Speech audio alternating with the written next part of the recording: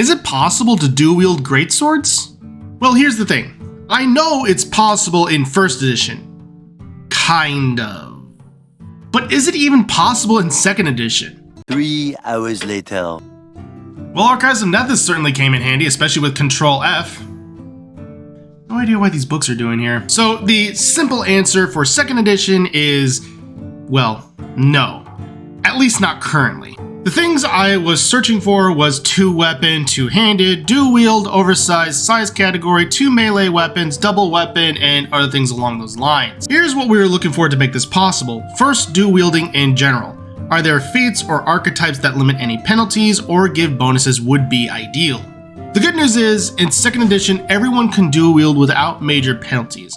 It basically becomes a different way to do your additional attacks as flavor. The feat Double Slice and its tree does add additional bonuses to wielding 2 weapons, but it is a fighter-only feat, which is perfectly fine, we'll just be a fighter. The second part is finding either a feat or archetype that allows to wield a 2-handed weapon as though it were 1-handed. Unfortunately, this is where our journey ends with 2nd edition for this question, at least currently. At their time of recording, there really is no archetype or feat, stance, what have you, that would technically allow for this in rules as written. Naturally, you as a GM can certainly make some modifications to where it won't be absolutely broken, and that is certainly your prerogative. But what about 1st edition? This is one of those builds where the wording can definitely be interpreted potentially in 2 different ways, at least potentially on your GM. So definitely have a discussion with your GM if they're going to even allow this type of concept in their game. Because honestly, dual-wielding greatswords does have a lot of drawbacks, but when it hits... One thing that is very important to note about Pathfinder is that everyone starts out with a feat at level 1. This is true for both 1st edition and 2nd edition. For our purposes with this build, we're going to be starting out as a human, because humans get an additional feat at 1st level. Then we'll be going fighter because on top of that, we get another feat at 1st level, which means we are starting out with 3 feats at 1st level. So right out of the gate for our human fighter, we're going to be starting with Quick Draw. This will basically allow us to draw for free without spending a move action. It's something I always like to get, just to get it out of the way. Then we'll be taking 2-weapon fighting, making sure our dexterity meets the prerequisite to take it. And through something like Point Buy, that is fairly easy to do so. This is going to be setting up as a stepping stone for ultimate build of making a dual-wielding fighter. Then finally, we'll be taking Weapon Focus Greatswords. This will give us a +1 to attack when we are wielding our greatswords. Furthermore, we are then going to take the archetype of 2-weapon warrior. This will help us lower our penalties to attack when dual wielding down the road.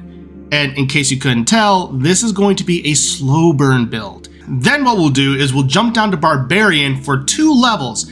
After those 2 levels, we'll stick with Fighter for the remainder of our time. For the Barbarian, we're going to be taking the archetype Titan Mauler. This is a specific archetype that is designed to wield oversized weapons as though it was right for you, which yes, does include 2-handed weapons as though it were 1-handed. This is its 2nd level ability that gives us the ability to do so.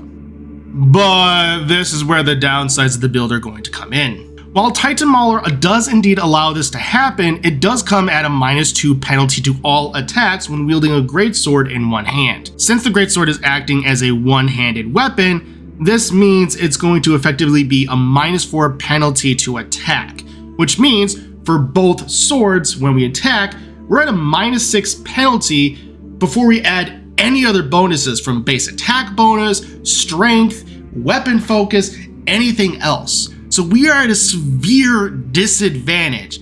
And then eventually things down the road such as 2-weapon warrior or enchantments. So eventually we can get to the place where it will be viable, but as mentioned, it is going to be a slow burn build. When you start out by doing this, you will almost be lucky if you actually manage to make a hit. Not to mention, the wording is not great, and you can certainly run into the aspect of rules as written versus rules as intended. Where you can certainly read this as though this build would be permitted, it is also understandable that perhaps that wasn't the intention behind it, rather than offering up a chance to utilize the feat Power Attack in a different manner.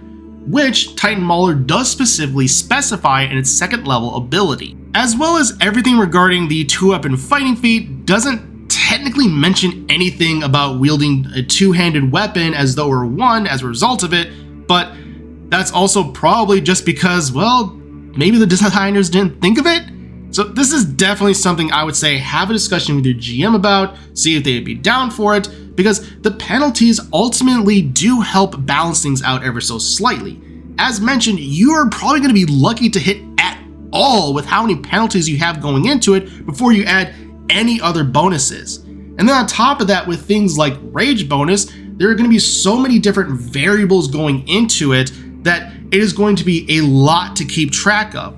But at the end of the day, that could also be a lot of fun for different players. Needless to say, as written, 1st edition is going to be the way that we're going to make this build happen to begin with. But there's enough wiggle room for a GM to say, However, the idea of a barbarian just becoming an absolute unit and just 2 wielding greatswords because, well, they just want to make things more deader is honestly a hilarious image. And it could also just impact your character's roleplay and why they want to become such a devastating pinwheel of death as they spin around the battlefield, becoming the Beyblade that they know they're supposed to be.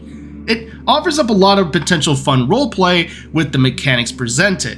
And again, as mentioned, while things do fluctuate wildly, that is part of the balancing act, so it definitely could be viable, and when things do pop off, it could be really fun to witness, though also really absurd. And that's part of the reason I really like Pathfinder, 1st edition and 2nd edition, is where you can find really weird builds like this and see if they're even be able to function to begin with. So with all of that, everyone, thank you so much for watching. Until next time, keep rolling those dice.